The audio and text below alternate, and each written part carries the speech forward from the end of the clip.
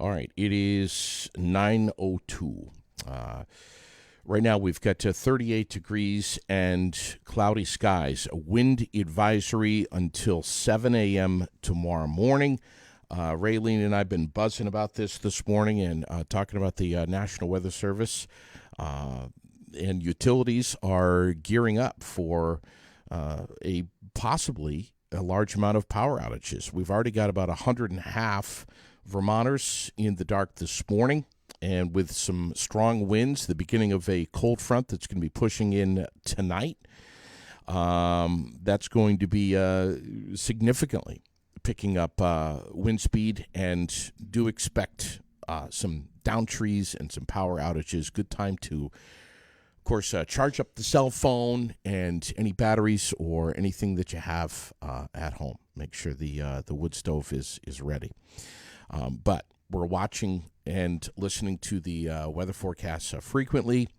We're monitoring Roger Hill's feed, and we will relay that to you throughout the day today and tonight. But the rains are supposed to be, at times, moderate to heavy, depending on where you are today, especially right around, right around 4:30, 5 o'clock, once it starts really getting dark. I expect those rains. A couple of strong bands to be coming through, so be careful if you're traveling on the interstate. Lots to talk about. We're going to get to some of the key community events. Raylene has been just posting like a madwoman all over our Facebook page. Everything that is just everything that's happening in our community right now. As I said last time, it is beginning to look a lot like Christmas. Things are really beautiful out there, even though we've got a kind of a cloudy, drizzly day. But it is just, it's so nice to drive through Barre and see all the lights lit up, in especially the park. It's just gorgeous. Where do we begin this morning? Cody Morrison with Barre Area Development, who always kicks off the work week with us and tells us what's happening. You and I have a lot to talk about. The truck driving industry is just one of them. And Chrissy Bellavance from Bellavance Trucking is going to be on with us, I think, very soon. I'm thinking like a week's time or something like that. Isn't that right? Yep, we're going to have Chrissy Bellavance coming on soon. She's of Bellavance Trucking Works in administration over there, but she's also one of the leading forces behind the new RPR driving school that we've mentioned. That's right. Frequently over the last few weeks. So she's going to be a great authority on this topic, and I'm looking forward to seeing the conversation. Yeah, there's a few people, and they know who they are, who I think misinterpreted my suggestion that an 18-year-old was not capable of being a truck driver. You know, the Facebook question of the day is something that, frankly, and I'm going to be just really brutally honest here, is something that I have posted up with Raylene every now and then. We try to do it daily. We'll drop a question on the Facebook page, and we haven't been getting a whole hell of a lot of response from the Facebook question of the day. And we usually pose it in a way of which kind of encourages some reaction. I said, do we really, is this really what we want? An 18-year-old to be driving around an $80,000 tractor trailer? Let me be very clear here. I have family members one of which is 17 years old, who has discussed and considered becoming a truck driver. With what's going on with the truck driver shortage in our nation, especially out west. And I am very, very much encouraging young folks to get their CDL and to consider being a truck driver. Frankly, there isn't a better time than right now. I mean, look at what's going on with the ports in California. Once we get the stuff that hits our country, we need to move it. And we need to move it on the ground. So let me be very clear here that I am very much in support of that, of our youth learning how to drive trucks. It was a question, actually, that my brother and I shared. Can you imagine when we were 17, 18, 19 years old, having the responsibility of driving around an 80,000-pound tractor trailer? No. Yeah, and the answer was a resounding no. I mean, frankly, we just we weren't experienced enough. We weren't mature enough back then to be doing something like that, having the responsibility. But I think this is definitely a different world now, and we've got younger kids who are thinking more seriously, taking their lives more seriously in many regard, and getting proper training to get into the workforce, whether it's trades or otherwise. I mean, when I was 18, I didn't have a bunch of friends who were tripping over themselves getting into the trades. You and I have talked about this, Cody. Yep. And we're going to be talking about it again soon. Yeah, we are. We've got some folks coming from the Career Center, right? Yep, we have Jody Emerson from the Central Vermont Career Center coming on, I think, the 20th with us. Right. She's going to be talking about the CTE, the Career and Technical Education programs, Sure. Talking about what they're doing over there to get to promote college and career readiness, and just all the great stuff that they're doing over there. Yeah. I think that maybe that'll be my approach going into the Facebook question of the day. I'll try to word it in a way that gets more response. It obviously worked, but SEO 101. Yeah, that's exactly right. Yep. Oh my God. What do we have going on, my man? What do we have? We have a lot to talk about. We've got a lot going on. Last week was a busy week, and this week's going to be a busy week as well. Yeah. We mentioned just a few moments ago the Central Vermont Career Center. They're one of about 3 announcements that we have this morning coming into the work week here. With Jody Emerson, she's going to be coming on. She actually watched last week. Great. And wonderful. Thanks, Jody. Yeah, she watched last week, and if she's watching today, good morning, Jody. And she actually reached out to me, so I'm actually going to be touring the Career Center tomorrow, and we're also going to be joining the Comprehensive Local Needs Assessment Team. So what that means in a nutshell is it's a working group that looks at data and the needs of our community just to improve the programming down at the Career Center. So yes. Because we work with employers all across the spectrum, everyone from trucking to the granite industry to retail, and everything in between. It's going to be a great opportunity to help mold some of the programs and provide any info that will be more applicable for students getting, or for the programs that students are going to be part of, which we'll be learning all about that later this week. We mentioned Chrissy Bellavance earlier. She's going to be coming on to the show and talking about RPR trucking. Yeah. And another exciting thing is we are now once again a presenting sponsor of the Aired Out podcast. We are so excited, man. We're so excited. You've got and a bell so here? happy. I got a little bell. I didn't know about that. You didn't know about the bell? No, how come this is the first time you've rung it? Oh my God. Man, I say a lot of cool stuff. Doesn't know about the bell. The bell rings all the time, Bat. All the time. Oh man, I got to step up my game if that's the first time. If I'm just learning about it. Of course you do. But the fact that this driving school, I mean, this is these are unprecedented times. I think we all know that. Absolutely. But the incentive for our youth to get their CDL has never been better than it is right now. Yeah, there's tons of money to be made doing that, and you essentially can get a CDL for free. Well, and that's one of those jobs too that's really COVID proof. That's recession, or I don't want to say recession proof, but that's COVID proof. Yeah. There's always going to be a need, as our economy, our global economy continues to globalize, as we continue to buy things and sell things in the global market, we're going to have a need to get products from one coast to the other, up to Canada, down to Mexico, and down to the ports, and everywhere in between. So And we've said this before here on the podcast, and if you're a regular listener or viewer, you would know this. I think the last 3 or 4 weeks in a row, I have said that the average age of the average truck driver in America is 55 years old. 55. And that's, frankly, that's a little old. Well, it's like any time you go on, if you go onto any shop floor, factory floor, manufacturing floor, you're going to see a lot of gray hair. Yeah. But other stuff that we got going on, a lot of business visitation over the last week. We went and visited Granite City Mma. We visited Lucas down there. Saw some pictures of that. That is a really cool operation, and it's amazing, isn't it? And one thing that Lucas mentioned to me that was very interesting was that the benefits that what they're doing at Granite City Mma, right? Learning mixed martial arts, jiu-jitsu, yes. all of that. The benefits that it can have for law enforcement. So massive. So if you are, let's say if I'm running at you, JD, with my hands up, looking like I'm coming to fight you, your reaction time, you're going to be much more cool, calm, and collected if you're a black belt than if you're just if you have no formal training. Sure. And when I was up there last week, he was really driving home the point that it's something,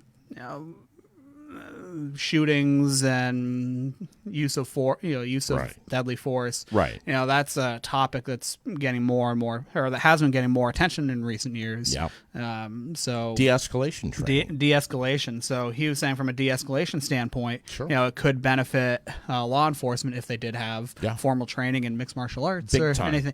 Which one of those little things you never think of, but it's absolutely true. We've had that conversation to no end with Rex and Lucas, but mostly Rex, that there's just such a need for law enforcement. But both of those boys said the same thing, which is law enforcement right now is so tapped out with overtime that they need to carve out some time in their week to learn this, and that's the difficult part. All aspects of public safety right now are facing the staffing shortages. The medical field, nurses. It's hard to find an industry that isn't facing it in one way, shape, or form. But I know. But they're a cool company. They just moved over here from Montpelier, and they're up on Churchill Road over in Graniteville. They converted the old St. Sylvester Church. Their door is always open, so I recommend stopping in at some point and checking them out. You talk to Exile on Main Street; they're doing well here, right in the downtown. And another love Exile on Main. Yeah, and there's another business actually, Homegrown Scales. So they're a business over in South Barre. They're over at the South Barre Commercial Center. If you know where the Maple Woods is, right across, or the post office, right in that building the there. Old Raylene Lottery building. Yep, the old lottery building. Morgan. Yep. What a great lady. Yep, Morgan. Yep. Oh, she's wonderful. She's done a great job with their business, and they're doing very well. A lot of people. Lily and I went in there, and within seconds, she wanted a snake, and I've got a pretty serious snake phobia. Oh goodness. So yeah. But anyway, when I was in there was a little dragon that a bearded dragon. One of her workers, Skylar, is holding one of the little tiny bearded dragons, and we're just standing there talking, and it jumps into the cage. It was kind of funny, but they recently won an award. Really? So they won the Spirit of ADA award, and that was awarded to them by the governor's committee on the employment of people with disabilities. No kidding. Yeah. So that's another great local business that's doing well. Go check them out. They're Homegrown Scales on South Barre Road. Got to get her on. Yeah, got to get her on. She may be watching. She may be listening. Yeah. But other stuff that we have going on, we have our work-based learning students. They're back in the office this week after the holidays and all that. Yes, so, and they're very involved with the partnership, right? So they're involved with both of us. So the partnership and BADC, we kind of share 2 students from Spalding High School. Yes, and so those are non-CTE, those are non-technical kids. The kids that we're working with are those that are interested in business, government, civics. So right now they're working on a welcome packet. One of them is working on a welcome packet. So, between our two organizations, we're working on something that we're going to be able to present to new businesses, new residents, and visitors. Sure. And so that's one of the first big projects for our interns is creating that packet. And they're doing a wonderful job. And we're also doing a building assessment right now just for some programming reporting for the downtown. And Tracy had a real nice presentation during city council meeting a couple of weeks back, which highlighted those two students from Spalding. Oh, they're wonderful. And that's I got my start. I had a public official that believed in me enough to give me an internship and let me run with it. So, if I hadn't got that chance when I was younger, coming out of college, I probably wouldn't be here today. So I figure, this is a good way for us to give back, to give, the next generation workforce that same opportunity.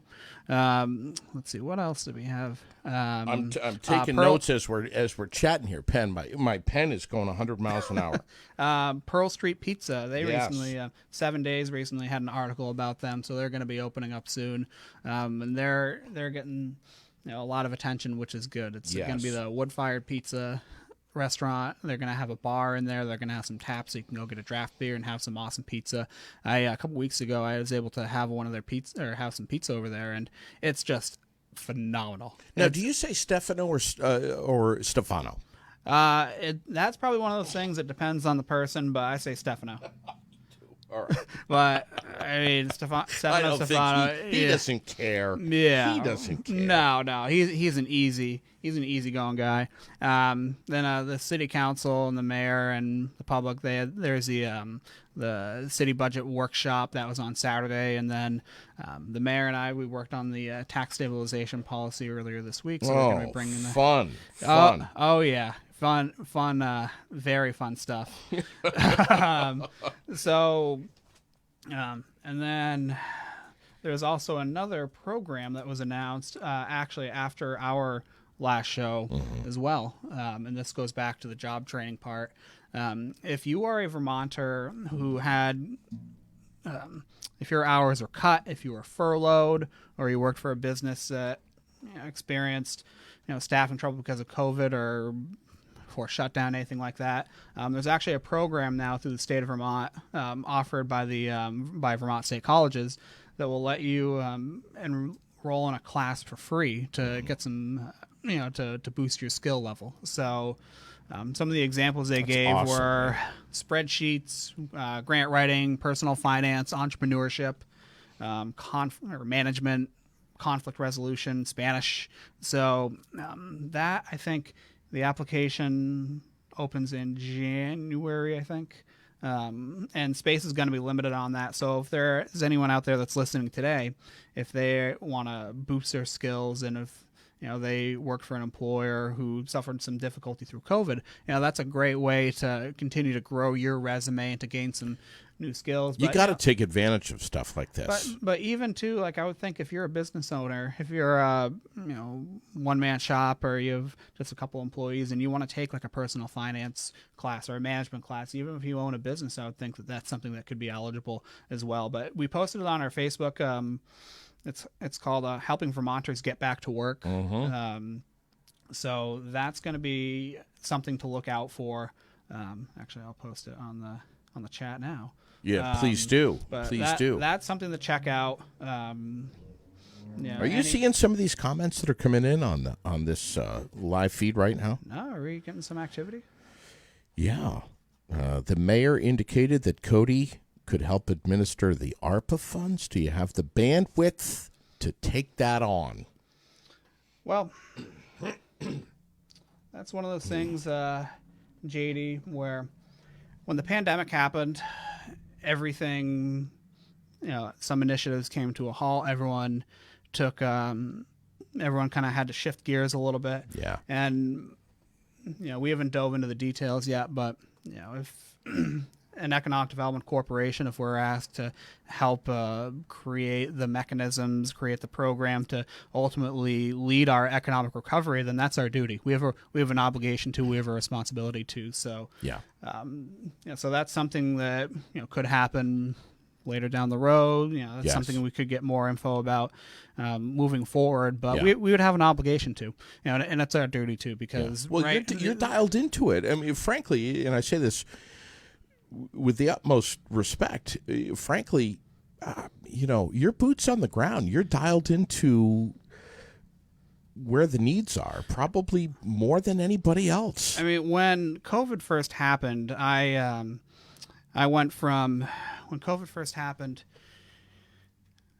What was I doing? I know we've talked about this on the show. You were before. scratching your head, I was and you were saying, "What in the hell did I get into?" But I went from just doing my normal job and trying to write grants and trying to help retain businesses to working with the SBA day and night to get the disaster loans out to our community, trying to coordinate PPE production. So we partnered with the first distillery in New Hampshire to produce hand sanitizer. Yes. And then we had a natural skincare products distribution company in town that we also created a partnership between them to get just hand sanitizer out to first responders. So we're working with the Liquor Commission. We're working with the business community to get, whether it be bottle caps, whether it be money, whether it be liquor, gel, just so we could get sanitizer out to get it out to the community, first responders, school districts, you name it.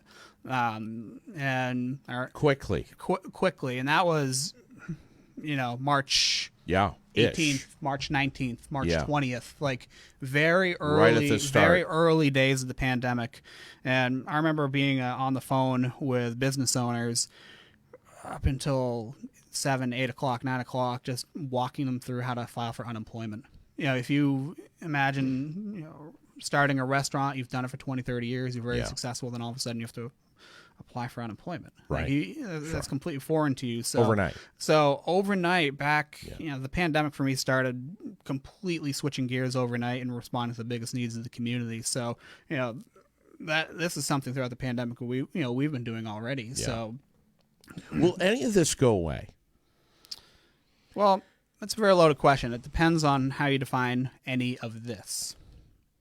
Are you talking about the public health situation, the virus itself? Are we talking about the worker shortages and the labor issues? Are we talking about kind of the work from home revolution? It's really subjective as to what that means. I think more just the virus itself. I mean, we got into the conversation. Sherilyn and I got into the conversation this weekend. Will our 7-year-old little girl see the backside of this? And man, I mean, it's just when you stop as a parent and you just try to wrap your head around it, you just think about this.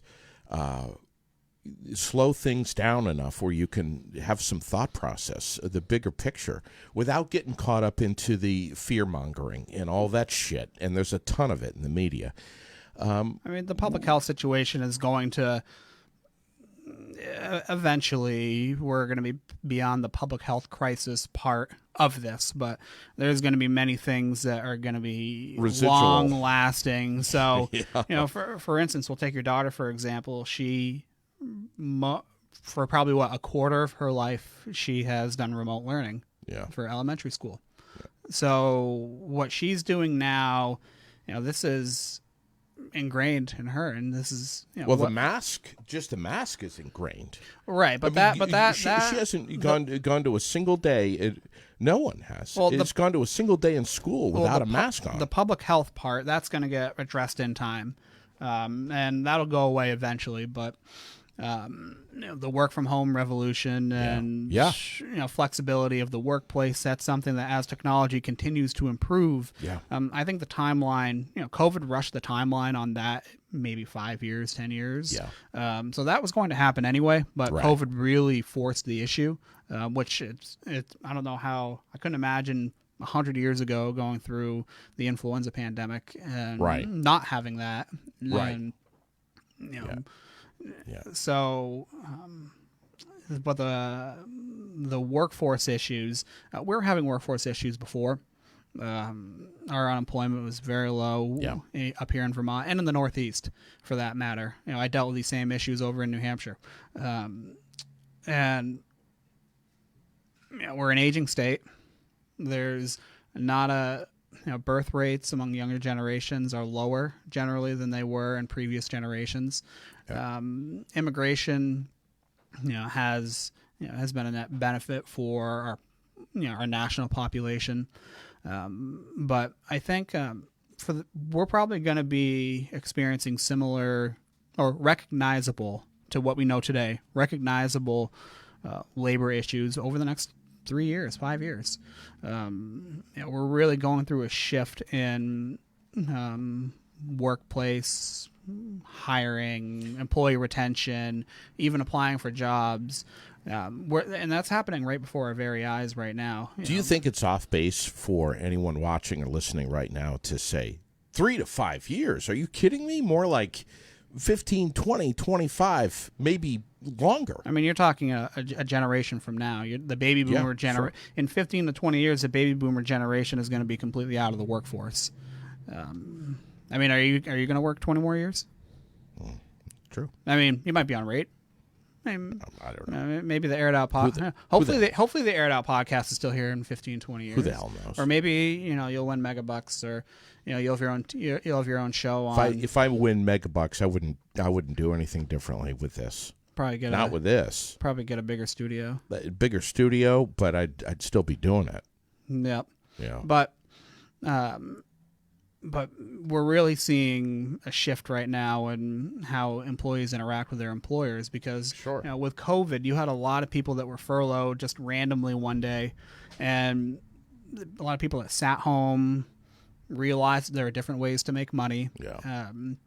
And really reevaluated and gave a lot of thought to their relationship with the labor market and their employer. Yes. And because Michael just had a great point. He says our CEO, I think this is over at National Life, says work can be done anywhere, but innovation happens when we're together.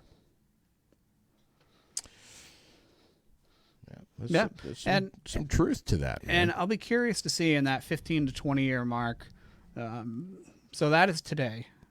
When you have the shared office space, when you have somebody in the next cubicle over, collaboration is a little different. Mm-hmm. I wonder what that's going to look like in 20 years. Will there be more of an apprehension towards proximity in the workplace, or will people feel more comfortable and be more apt to collaborate virtually? Those are things that are being determined right now that we don't know. Yep. Right in front of our very eyes, right at this very moment. Michael just made that comment. He's working from home today. Yeah. And exactly. I'm sure he's a sociable guy. I'm sure he works great with people. And he's wearing right now his SpongeBob SquarePants pajamas. And Crocs. I mean, I wouldn't want to work with someone like that who's wearing something like that. So I'm glad he's working from home. You know what I'm saying? I'll You got nothing. I'll work with anyone. I'll work with anyone that wants to work for Barre, that wants to help Barre. Even if the strip club was still here, I'd try to help retain their business. Yeah. If they were a legitimate business and they needed help, I'd still help them. The attitude that you have, which is if it's good for me, if it's good for Barre, is more of us need to be thinking. More of us need to be aligned with that mindset, I think. Yep. Well, that kind of goes back to our 15 to 20 year outlook on society, because I think a lot of the polarization and a lot of the divisiveness has really come along with the internet age. Yeah. Because people have been able to isolate themselves and silo themselves in their own echo chambers of news. So very true. If you just want to look at very true left-wing news sites, or if you just want to look at right-wing news, or your damn phone is listening to you. Your phone is listening to what you're saying. But that's a different conversation. But I know, but I'm just saying. But no matter what lens that you want to look through in life, you can surround yourself by those news sources or those chat rooms or those groups. You can put yourself in a complete echo chamber. And whereas beforehand, even as early as the 80s, 90s, and really part of the 2000s to some extent. There are more gatekeepers to the public discourse. You had the newspaper, you had the three big news stations, but now as with technology expanding, with people able to participate in public discourse more, naturally you're going to get more siloed public discourse. So and it's easier to sit behind a keyboard and talk smack, and rather instead of actually having to go up and talk to the person. I mean, people weren't sending shit posting by sending letters 20 years ago, getting stamps and trolling by snail mail 20 30 years ago. It just wasn't happening. So that's why things like the internet, social media are really it's like discovering fire or electricity. It's on that level of the great innovations and technological advancements that we've had, but it's also to some extent can be part of to some extent is also a detriment. Yeah, right. Before I forget, and I'm going to forget, John Sales, CEO of the Vermont Food Bank, was in on the air. I think he was by telephone, but we had a nice conversation. Loves being up at the industrial park there. Yep. And we also got Pete Coleman in from the AR market. What a fascinating dude. Oh, absolutely. Holy crap. Yeah, did you get a chance to catch that show at all? I haven't yet. No, I was amazing. I unplugged a lot this weekend, which was which is really nice. Did you get the Christmas tree? Oh, I got that before Thanksgiving, JD. Are you kidding me? You're one of these before Thanksgiving? Are you not? Fools? Are you not? No, I'm a post-Thanksgiving guy, man. One holiday at a damn time. JD, I like to spread cheer in November. And I wish that you I hope that you can see the light. I hope that you can see the light and want to spread cheer year round. But the Vermont Food Bank, they've been expanding. They got a lot of federal money recently. The Northern Border Regional Commission, USDA, they're expanding their physical footprint and their programming. But their impact throughout the state is just uncalculable. It's what they do. I've toured their facility. It's tremendous what they're doing over there. They're always looking for volunteers too, over at the Vermont Food Bank. But they're they're a company that will benefit from the Quarry Hill Road project that actually the city is looking at.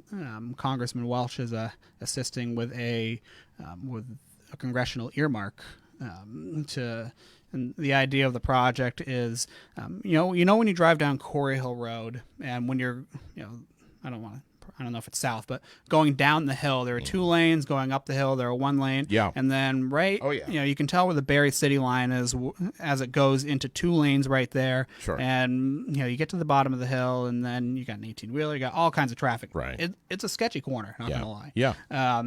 But Congressman Welch and the city are, in collaboration, are working to expand that. So, that would be two lanes all now. I'm going to call Michael Booten to correct me if I'm wrong on this. Booten's ready. Yeah, Booten's ready. Ready. I know he's tuned into this project, but it'll expand it so it'll be consistent, two lanes all the way down to the bottom. A street light will be there on the corner or at that intersection, and there'll be a turning lane there. So overall, because Barre's economy really focuses on large vehicles shipping things. Yeah. We have heavy, big stuff. Damn right. That's how our with the granite industry, you had the railroad. Yeah. I believe Bellavance Trucking was really founded to service the granite industry. Well, look at the impressions in the road right behind you. Oh, yeah. But we are a community that our economy is based off of big things getting in and out of our community versus if you look at like a Stowe or a Montpelier, the biggest things that may go through those communities are Black River produce trucks and bus tour trucks, whereas we have milk trucks, we have huge fuel trucks, we have granite, we have those 18-year-old CDL drivers hauling granite and hauling everything away. So that is a thing like that is will have benefits for the town and the city as well. Yeah, right. On the city side, it's more of a public safety issue, as you've pulled out of that corner before. Sure, of course. And all the Thunder Road traffic is heading up there too. All the Thunder, right? So you have it's an artery. Yeah, so you've got Rams towing beat up Cavaliers. Sure. And Focuses going up that hill. So it's an essential infrastructure project that that's just another building block for our community. Yeah. And they finally did some pretty decent paving up top there. Yep. It looks good. Yep, but that's a good project right there. Hopefully they get their act together in Congress and that doesn't get axed and that project can move forward. All right. What else do you have? Because I got something for you, but I want to make sure we're hitting everything that you got. You go right ahead. No, you go. You go. No, it's your day today, JD. I had a guy who, and Raylene's going to come on in a second because she's got some really important local stuff that we've got to get on the air this morning. We feel like we're bottlenecking here on a Monday. There's so much stuff to talk about. I had a guy that came in here on Friday, walked in right off the sidewalk, came in and was complaining about the old Newberry building, at the empty storefront, which is just to the east of where we're sitting right now. I know, as the executive director of Barre Area Development, that you've heard, I'm sure, plenty about those storefronts, those vacant storefronts, over your last year of tenure. I'm getting not only this guy that came off the sidewalk, but I'm also getting comments that are being sent to me saying to ask you more about that. And I don't know if, and I hope I'm not putting you too much on the spot, but I mean, this is why you're here on Mondays, is to, you're the conduit, or this podcast, I guess, is the conduit between our community, the people that live, work, walk these streets, drive these streets, and the government, the city government that's maybe knows what the status is. I mean, what's the deal? Well, I hope I'm not putting you too much in the hot seat here. No, this is a question that I get quite frequently, and I'm sure. And I think the community is understanding kind of the parameters of what is going on with that property, but it's for sale right now. So I just barely dropped the link to the listing on the chat through LoopNet. It's they want $1.4 million for the building, and let's see, what is the Raylene just fell off her chair and hit her head. And it's $11 per square foot, plus your taxes, your utilities, things of that nature, and it's about a 15,000 square foot building. You have access to 15,000 square foot building. Yeah, according to the listing, 15,000 square foot building. Built in 1980. You have 54 feet of frontage on Main Street, which that probably means nothing to the majority of the listeners out there today. But so that building, I believe, wasn't it a furniture store? This was way before my time. You could probably talk about what it was beforehand. Yes. What was J.J. Newberry's? Was that a furniture store? No, it was like a five and dime. Like a five and dime. All right, so retail. Yeah. So that's your standard retail, downtown retail space. Mm-hmm. I've spoke with the ownership team about it before, just to see if they'd be interested in sectioning off even part of the. Is this Jeff Jacobs? Yes. All right. Yep. His group owns it. How long's it been for sale? Do we know? Decade. Do we think it's? I'm gonna ask Michael Booten to chime in on that, but I want to say it's been for sale for a decade. Yeah, I'm thinking much. I'm thinking price reduction. But yeah, price reduction. But I think it's longer than a decade. There have been, there have been proposals. There has been interest in the building before. The group has got calls, and there just hasn't, for one reason or another, there just hasn't been able, or a deal just hasn't been able, or hasn't been struck yet. I wonder what those reasons. I wonder what those reasons are, because it's been at least a decade. You know what? You should give Jacob. You should give Jacobs a call. You should have him on. Give me his phone number. I think that would be great if you had him on. Give me his damn phone number. We'll ask him. We'll get him on here. I mean, honestly, people want to know. I mean, I mean, let's be honest. All right, let's talk turkey here. Okay, no bullshit. It's been a long time that those storefronts have been vacant and dusty, and it just looks like shit. And I think if we were able to do something with those storefronts, I think that really would improve the image of the passers-by.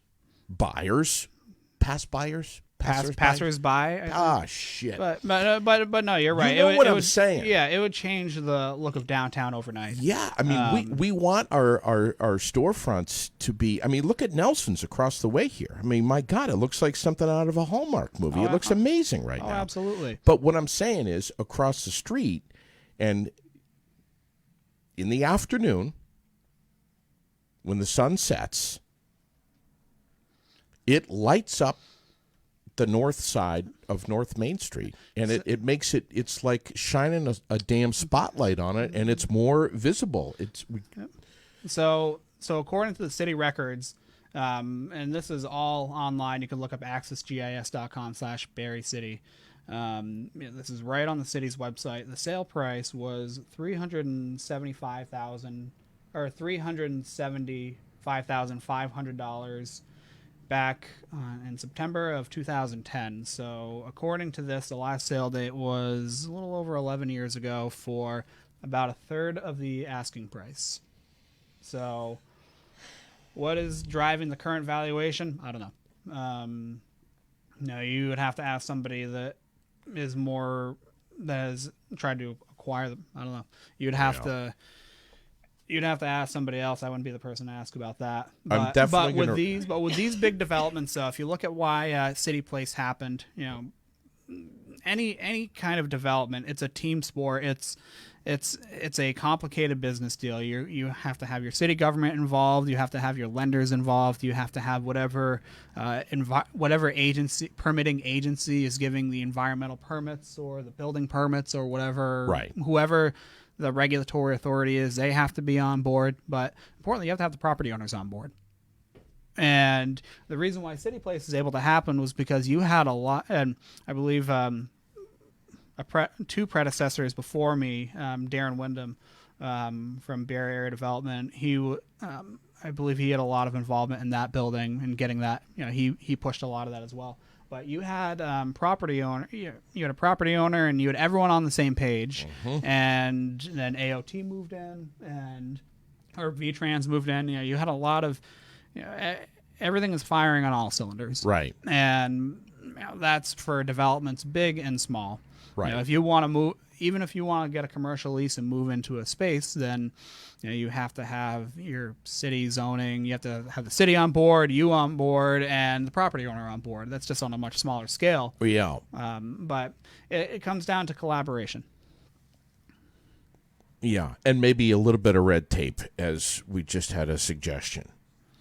To some extent, yes. Like Act 250 is one that gets a lot of attention, and working with the Agency of Natural Resources, which can be interesting at times, from what I understand. But I'm sure. But you need.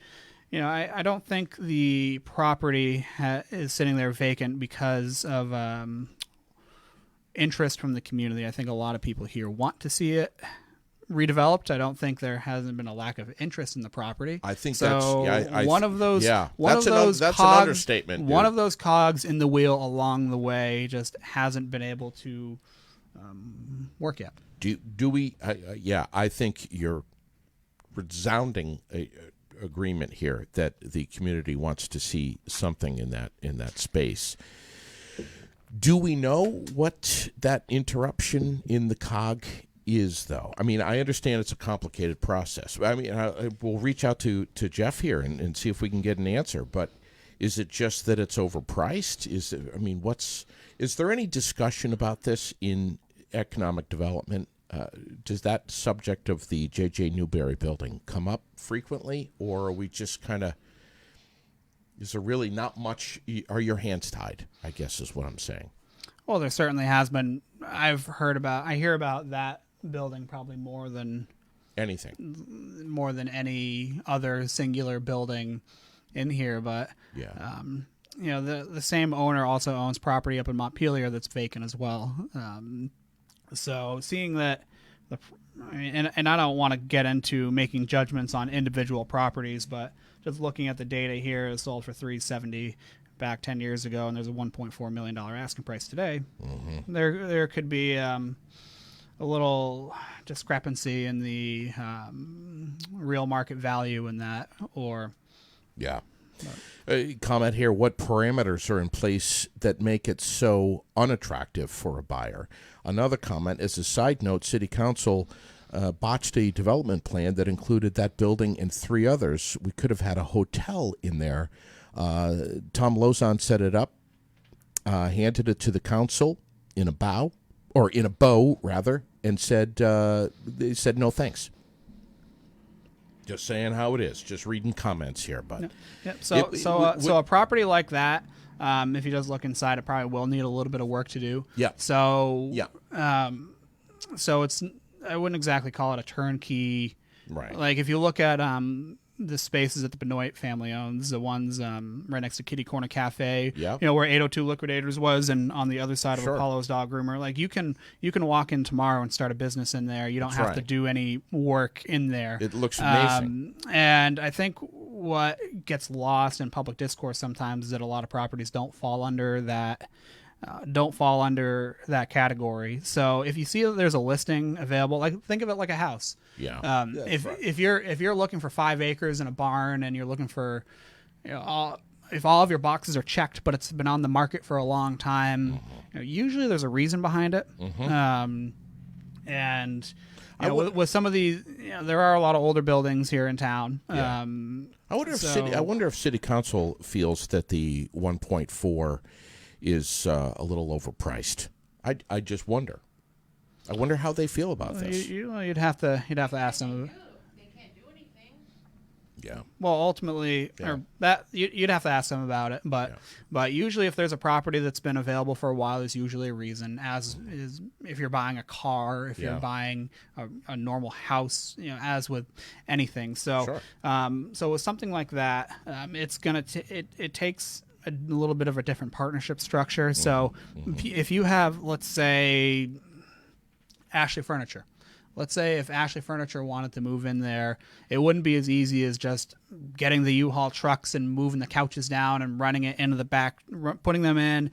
It would take a little more elbow grease to do it. So, some companies do have, like corporate companies, do have their own development teams. So like Walmart, Aldi, the bigger corporations, their real estate team also does building development, rehab, construction. They'll manage that. So usually, on the local level like that, you'll have one developer, you'll have a team that will lead the charge on that. So that's probably what will end up happening. It's just it's an island that is surrounded by. Let's be honest, some really exciting and great things. That are happening all around. Oh, absolutely. Look at the Made in Brazil restaurant. Oh yeah, there's you know what I'm saying. Yeah, I've said this before, and I'll say it again. We've had over 20 businesses over the last 12, 13 months or so that have moved into Barre, that have started, that have expanded. If you look at Nelson's right across the street, they took the old Pool World space. Yeah. Maria's Bagels, they expanded. That's right. You've got a ton of business. Delicate Decadence is doing very well. They moved over from the Plaza over to the Blanchard Block recently. Yes. A lot of businesses are doing very well. The Granite industry is doing well. Barre's economy is doing pretty well right now, and So, it's only a matter of time before it happens. And also, I will say another issue with that property as well is that it, being that it's a big property, there's going to, the bigger a property is going to be like that, the more, how shall I say this?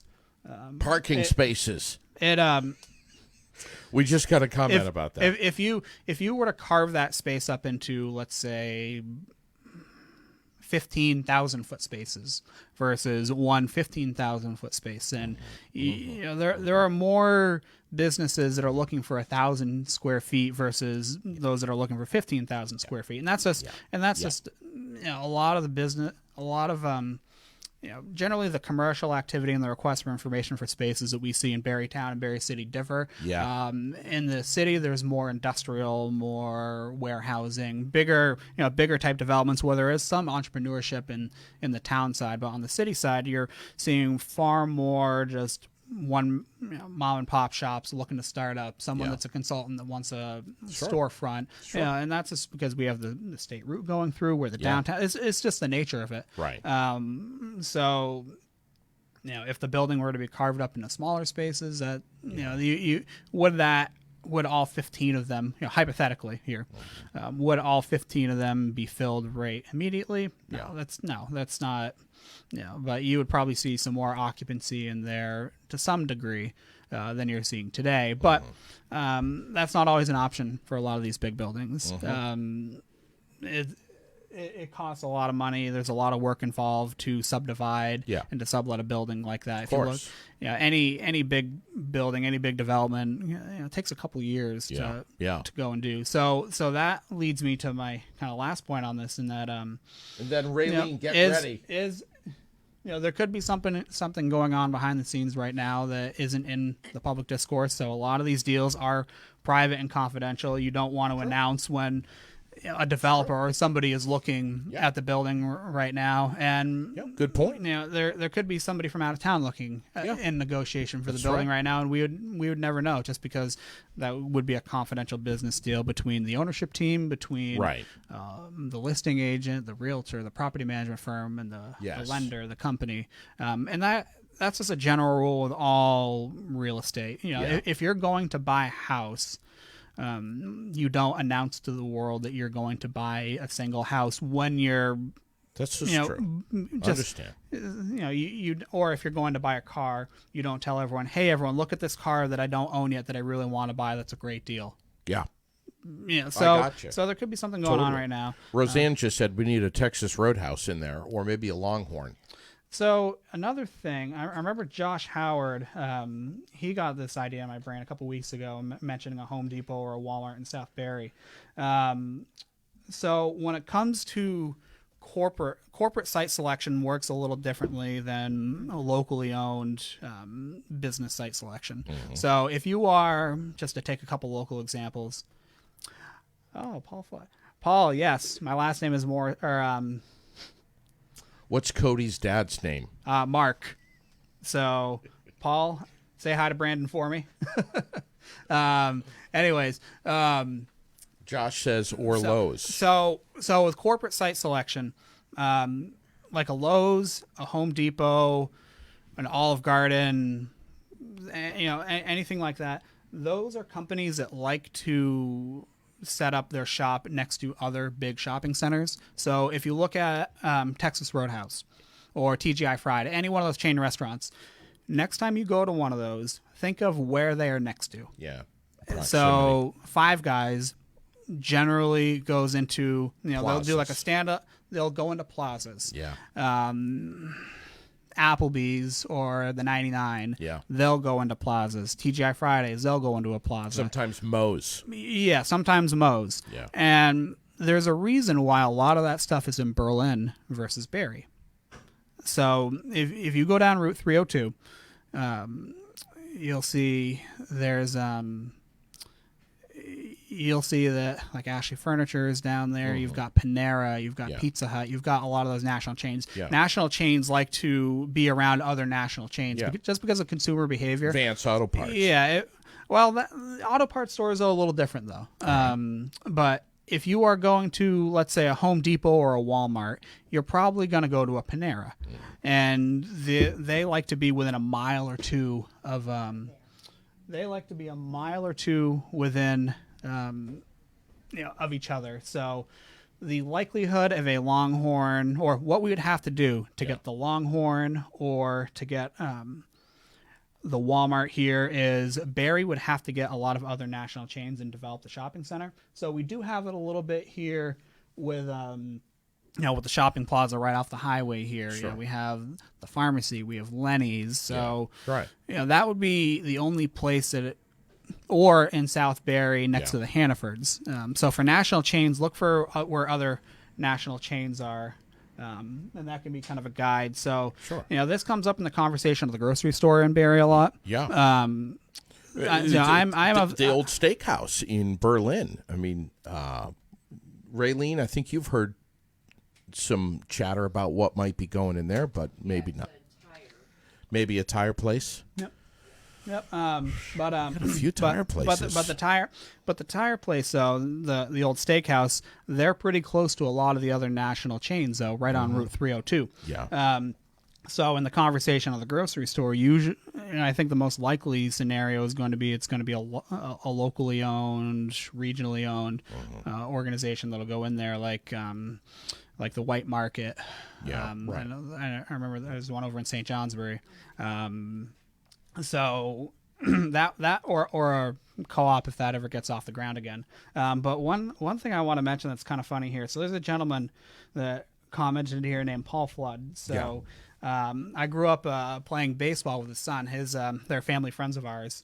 And I remember as a kid, I went over to play baseball or whatever. I remember ending up going to their house, and I think I once saw like a slate of granite, and I remember hearing that this gentleman named Paul worked something granite over in Barre. So the first time that I had ever heard about Barre's granite industry was when I was just a young kid, and I remember thinking like there's rocks over there, or like there's granite over there. Yeah, I was a young kid at that time, but that was the first time I had ever heard about Barre's granite industry, and then I didn't piece it together until I started researching for this job that there is actually a very big granite industry here. But little fun fact. You're making Paul look old as hell.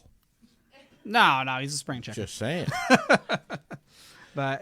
But anything else you wanted to get to, JD? I want Raylene to talk about, as we said earlier, it's beginning to look a lot like Christmas. Does Cody have time to make it through all of that?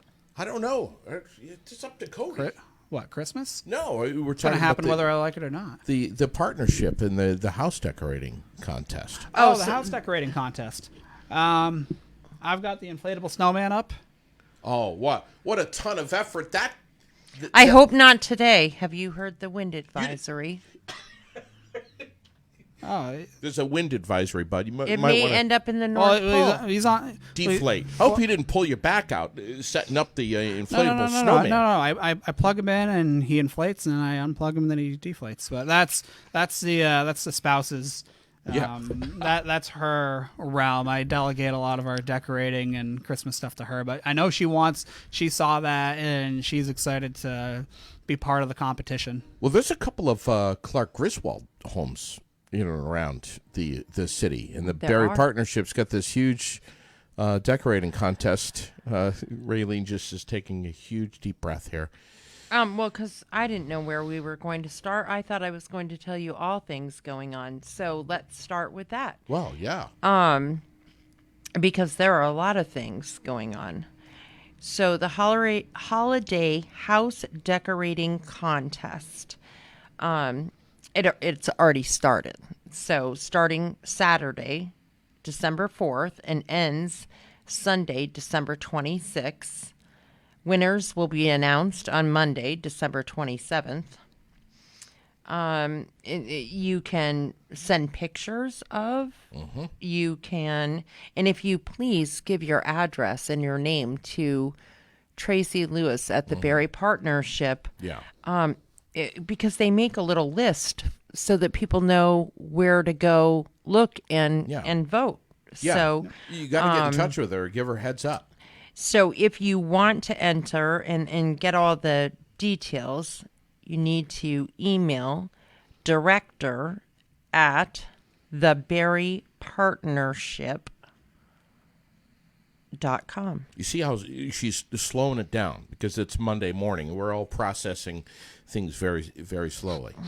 Director at theberrypartnership.com. She's going to throw something at me. I could just... I left my gun over there. You're lucky. So anyways, that's going on. We have that going on, and then a lot going on this coming weekend. At the Capitol Theater in Montpelier. They're going to be doing free movies. Saturday the 11th at noon is going to be the Polar Express, and Saturday, December 18th at noon, it will be Christmas Vacation. There's a lot going on. There's a lot going on, man. There's a lot going on here in Barre. You know, the Paramount Theaters, they're open back up. Yeah. You know, we got a new pizza business, or we got a new restaurant bar that's coming into town here. Sure. Exactly. You know, we've got people that are investing here. That's right. We've got events that are going on. If you're sitting at home and you're not getting out and about, you're missing it, man. But if you're a business though, if your business wants to take part in all this, and you know your business wants to be part of the Barre action, and you know wants to expand, wants to relocate here, or just wants to do anything, we made some website updates over the weekend. So check out barryvt.com/resources. I linked that in the chat earlier. You did. Earlier. Oh, yes, I saw that. So that page will give you just kind of a who's who of who can do what for service organizations that are around here. It lists out like what we do and what the partnership does. Yeah. Who to call at the town or the city for, even like permits, or what their phone numbers are. And who some of the big players are for technical assistance. Like we have the Vermont Small Business Development Center. That disaster preparedness list that we talked about a few weeks ago. Sure. That's something that came from the Small Business Development Center. They do business advising. Capstone Community Action. They have a great micro business development program. I loved. Margaret Ferguson. She runs their. Oh, she's amazing. Yeah, I got to get her to come on. Do you know her, Raylene? I do not. But when there's a lot of entrepreneurs that are looking for business, or that are looking for help, that are looking to grow, if we're at the point where we're talking about like business plans or things like that, we'll get them, and we'll get Margaret and Capstone involved.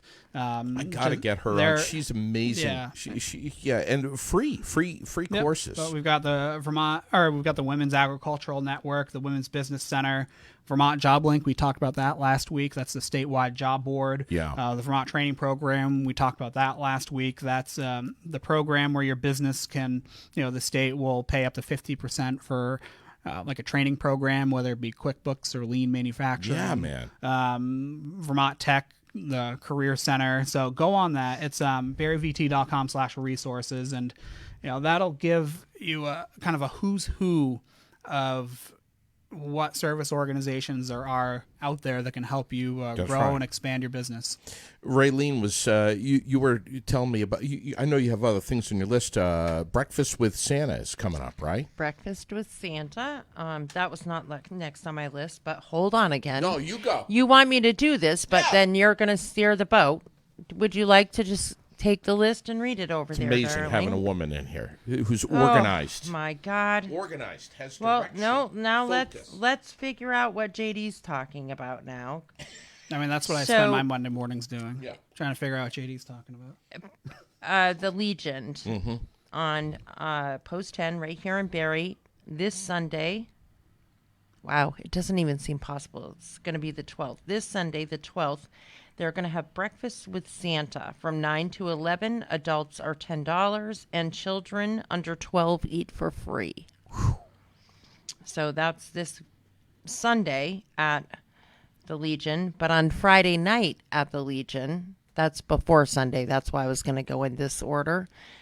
on the 10th is the Mark Bova with the Big and Tall comedy tour. Yes.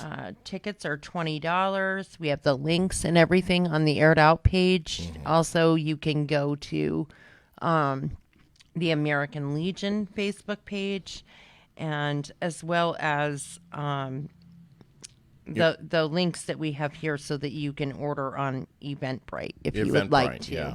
Yes. And probably the easiest way to do it is just to go over to the Legion and talk to Katina or anyone over there and just grab your ticket now, because that's coming up Friday night, the Big and Tall tour, comedy tour. And Mark Bova was on the podcast with us, last week? Funny as hell, that guy. Oh, my God. It was a good show. It's going to be a good time. It is. Don't forget the wind advisory until 7 a.m. tomorrow morning. Utilities are gearing up in Vermont. We've got the warm front, the rain, especially later this afternoon, could be heavy at times depending on where you are, followed by the cold front that's going to be pushing in tonight with those strong winds. And tomorrow morning, some black ice. Actually, not some black ice, a whole hell of a lot of black ice. So be careful, be cognizant of that tomorrow morning on your commute. Raylene, what else do you have? Oh, Granite City MMA. Should we talk about that? Yes, that was the next thing on the list. So Granite City MMA is now offering wrestling classes for kids, and you can start signing up today. That information is also on the Aired Out page, and I'm assuming Granite City MMA as well. But Steve Rich will be offering that class at the new Granite City MMA facility on Churchill Road in Graniteville. Fantastic. And so that's really cool. We haven't had anything like that around in a long time. And then we have, let's see, Elfie. Oh, for the, yes. For the Central Vermont Chamber of Commerce. You know about this, Cody? Also, the links are on Aired Out, but you can go directly to their page. And Elfie is hiding, or Elphis, I think they're calling it. I think it's Elphis. Elphis is hiding throughout the city, and they will be posting the pictures of where he is. Right. And you must guess on their Facebook page, right. not ours. Not ours. Because if you guess on ours, your guess does not count. Yeah, that's right. And if you guess right, you're shit out of luck. So get over to their page and put your guess over there, because Elphis is moving around. And I don't know how Kevin Eschelbach was able to actually commission an elf out of the North Pole to come down here to the Granite City and run around and make a fool out of himself, but apparently he has. He's a crafty guy. He is. He's got connections. He's pretty resourceful. Yeah. And then last but not least, because I feel that this is super important that we get the word out and people try to get these together, but it's the 4th annual Purple Stocking Initiative for Courtney's Allies. And they're asking that you fill these stockings, gas cards, Walmart cards, grocery cards, etc. And for those that don't know, Courtney was killed in a domestic violence incident here in Barre, and this is in her memory. And it's the 4th annual, and there'll be a collection of the stockings on December 18th at Gusto's from 1 to 3. Wow. So we'll keep posting more information about that as well, yeah. Just so that people. But the goal is 150 stockings. I say let's get them 200. Oh, man. Right? We should be able to do that. Yeah. Yeah. Where do you get the purple stockings? Well, I think that you could get them anywhere, but I haven't read them on here. Oh. Well, if we check find the out. Facebook page. Check. Jeez, I can't even talk this morning. Check the Facebook page and see if they're on there. I think that you could just bring stockings. I think that purple is just, if you can find a purple one, because that's the domestic violence ribbon color. But I bet you if you brought them a red one full of stuff, they would take it. Yeah, of course I would. Yeah. Donna Thunder just posting up that she'll be along with holiday guests at the VFW on December 11th at 6 p.m.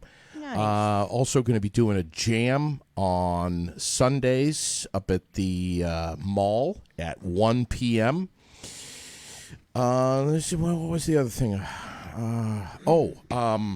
Lisa Crowningshield, Night to Shine. She stepped up. She stepped up. I messaged her while Chris was on the air saying that he was in need of a photographer for that night. And she messaged back within seconds and said, absolutely. Amazing. One of the biggest events that we have here in central Vermont. And it's thanks to the Faith Community Church for spearheading that. Bringing Tim Tebow's Night to Shine to central Vermont is amazing. So watch the partnership page. Yes. Watch Barre Area Development's page. Get on barryvt.com, especially barryvt.com/resources for who's who and for business help. Yeah, And that's really cool. it's good to you got that linked up here, right? You've Yep. already dropped that. Yep, we've got that linked up here. Okay. But it's tough knowing, when you want to start a business, you may be a master of your craft. You may be able to, Sure. you know how to make the best pizza in the world, but Yep. figuring out how to, figuring out the permitting, the zoning process, and nerding out over the regulations and finding out where you can go to, or figuring out who can help you write a business plan, Right. or You've done all the nerding. well, there's always more to be done. Yeah. But you're the nerd among nerds when it comes to figuring out all of the logistics to starting up your own business here in central Vermont. You're the man. And everyone has their specialty. So, our Can job. you imagine our if I was wearing your pants God, and no. trying to do your job, Cody? Can you imagine how badly it would be butchered? You're a crafty guy. You'd Oh, do, no. you'd do fine. Oh no. But couple guests coming on with us over the next couple weeks. Yes. We're going to be having Chrissy Bellavance coming on with us soon. We're going to be Yes. talking about CDL drivers, and Jody Emerson from the Central Vermont Career Center. I think she's coming on the 20th. We're going to be talking about trades-based programs That's right. and everything they're doing over at the Central Vermont Career Center, and getting kids into the trades and into other careers. So we've got a packed house. we got man. a packed house, and there could always be another guest coming in at the last minute to talk about something else cool. Yeah. I know what you're going to say. You do? Oh yeah, of course I do. Do you know that I am going to answer Josh Howard? I know exactly. Because he wants to know what happened with the lady that tried to get into the car wash. Well, she was in line. She was in line at the car wash with her Christmas tree on her roof. Apparently, she went and did that first, got a little busy with errands, maybe some kids in the back seat, who knows, and forgot that her tree was on top of the roof. Could you see me doing that? Oh yeah. Thankfully, she No, you was don't like at Christmas a trees. car wash that had attendants, though. Had she been on the one on the Barre Montpelier Road, right, by the car wash, it would have been over. But she was at the one in Montpelier with attendants, and the young kid, and I was surprised at the photos. He didn't even have a smirk on his face. I don't know that I could have told her. Anyways, she was told that she could not go through the car wash with her tree, and she Poker backed face. up and left the car wash.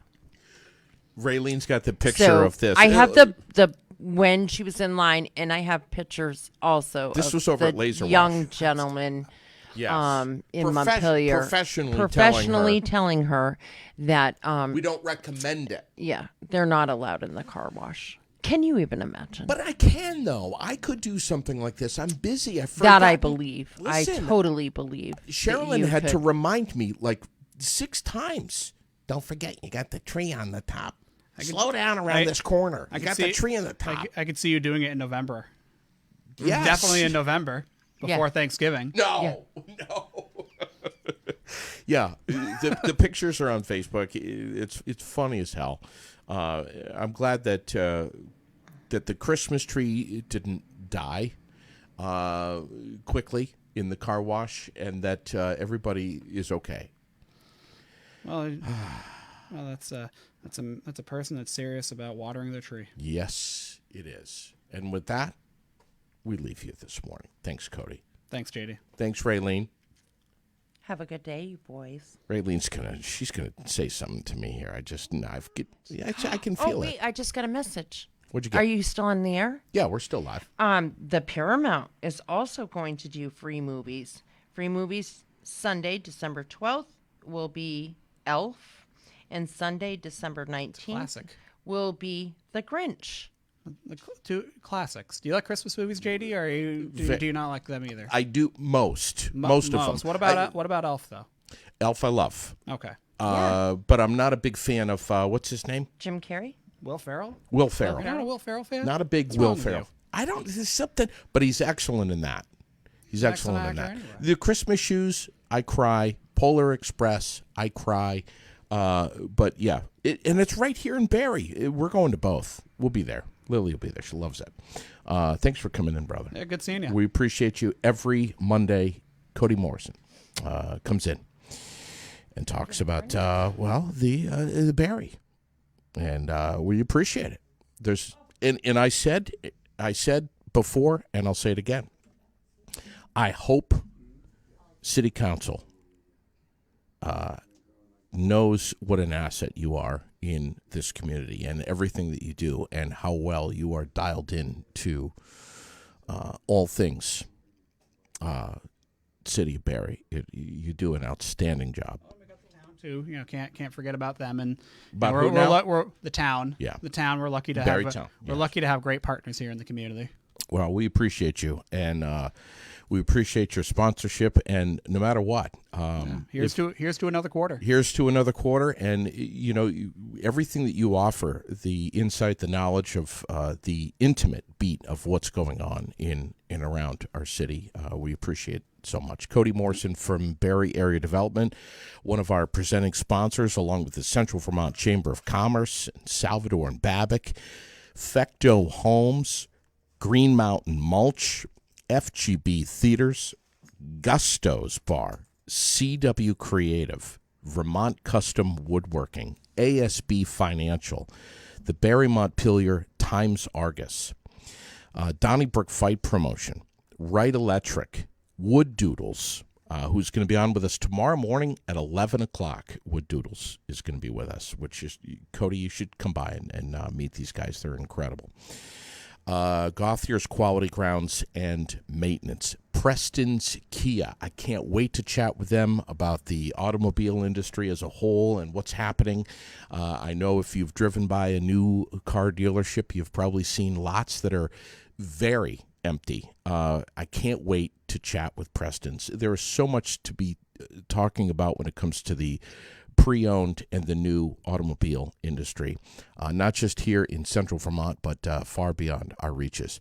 Granite City MMA, we were just telling you about the offering of wrestling hosted by Steve Rich, who's going to be doing that over at Granite City MMA for our youth, which is fantastic. What a great way to split up the winter and give our youth something fantastic to do and learn with Steve Rich. And Barslow Construction. No matter if it's raining, windy, cold, snowing, 100 degrees outside, these guys are working real hard outdoors, indoors and outdoors. If you would like a free estimate, get in touch with Barslow Construction. You can find them right on Facebook. They'll come over and draw something up for you, give you an idea. All right. Thanks so much for tuning in, everybody. We're going to catch you in less than an hour. We've got Fern Doolin coming in. Vermont Sip and Chop. We're going to be talking about the big Christmas craft fair that is coming very, very soon. Details on the way with Fern Doolin in a little bit here on Aired Out.